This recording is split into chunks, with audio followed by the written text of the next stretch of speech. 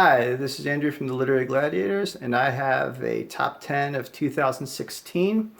I decided to compile all the covers on my Kindle, although I do own them, the physical books, but I thought this would be best to illustrate the covers and also as a matter of convenience. Um, the first book on my list is Laird Barron's X's for Eyes. I know this was released at the very end of 2015, but I picked this up with last year's Christmas gift cards, and it was the absolute first book I read this year. Man, yeah, it had everything, sci-fi, noir, dealt with two brothers and a very extreme, grandiose family, and secret satellite, and it ended such a magnificent explosion of cosmic horror at the end. It's a novella and it reads really quick, but yeah, you'll be a little uncertain of the ground beneath your feet after you finish this. Yeah, it was a great way to start the year. And the volume 8 of Best Horror of the Year, whenever you see edited by Ellen Datlow, it's just as good as an award or medal on the cover of a book. This again had Laird Barron with in a cavern in a canyon that belonged to a collection of vampire short stories, which I didn't have. I didn't have a set to pick it up, so I was happy it was in here.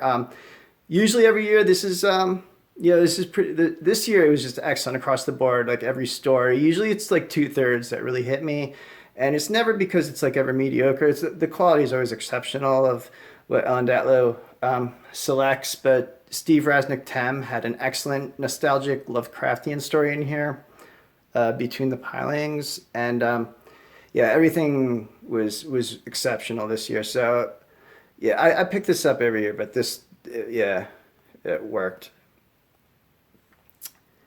This a young adult novel. It's not something I usually read, and it's not really a recommendation either. Although this was probably the single most enjoyable time I've ever like.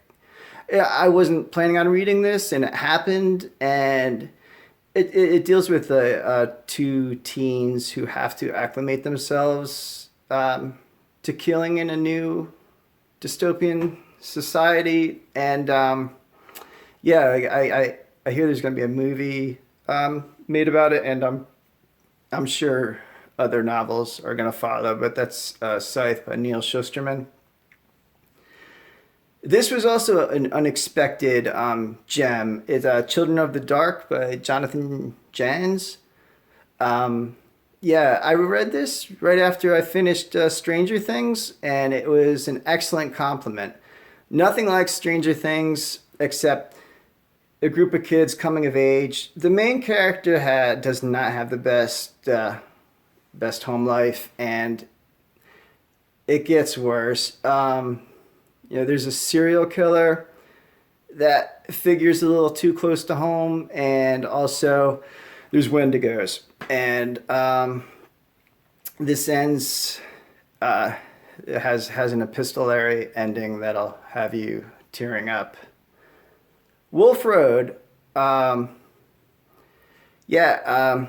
like people compare it to The Road, but Cormac McCarthy. But this was also an incredible post-apocalyptic with Elka and her involvement with Trapper, and it's basically they gotta live, and there is a brilliant invented patois with the characters that just give them the utmost charm, and it just the chapters are just they're not enumerated, they're like they're episodic, like little like mini stories, but it all works out into like a really great story. Gamma Files, experimental film. Also at the very end, this also came out at the very end of 2015, but I just read it. Gamma File, like wow. A few years ago, there was an anthology put together in tribute to Laird Barron, Children of Old Leech. And Gemma Files wrote the first story, The Harrow. And I honestly didn't think I was going to finish the rest of the anthology because it was just maddening brilliant.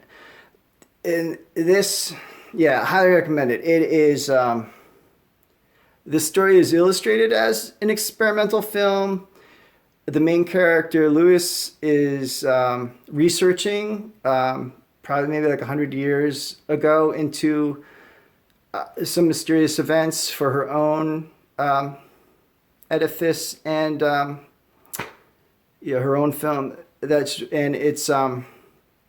It explores this, like, the depth of like film history, and it just altogether opens up this vast, crazy spirit world, and is able to go further in understanding with her son's autism. And that was like kind of like a loaded, loose explanation of the book, but it's just magnificent. It blew me away. So yeah, the Association of Small Bombs is on everybody's list with good reason.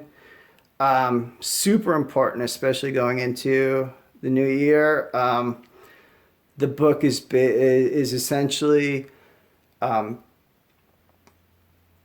a terrorist attack, and how everything is affected, the perpetrators and victims and family members. The book itself has a ground zero with chapter 0, and the fact that this is written with a sense of humor is a work of art. So yeah, not applauded need It's a masterpiece. It's brilliant. And in the same category, these are the two books that just really need to, really be extolled. The Underground Railroad. I found out I was very ignorant on a lot of aspects of history. Cora takes the literal Underground Railroad through southern states, and it's hard. Like the first paragraph,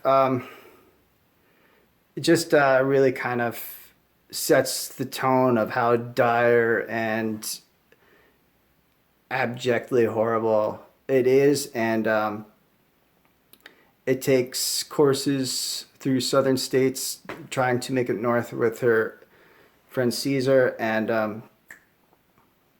I know I'm explaining it horribly, but this and the previous book are just really worth checking out. John Langan's The Fisherman, he, I think, neck and neck with Laird Barron, is my favorite authors.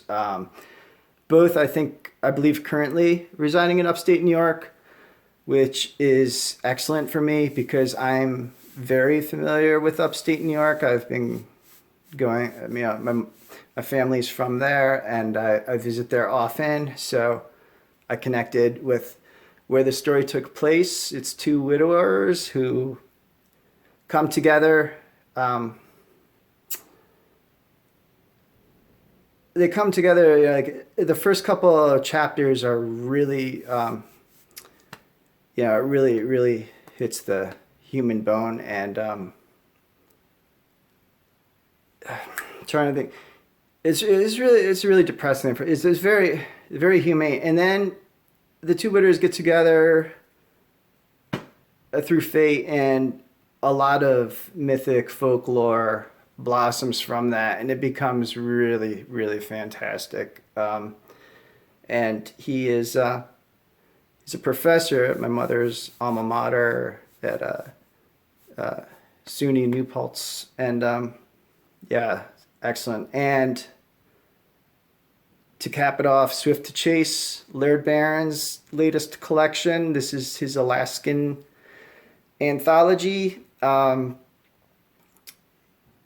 found out about him maybe like 5 years ago, and just each book keeps getting exponentially better, and that's my number one in a subjective order. So thanks for listening to me, and have a great 2017.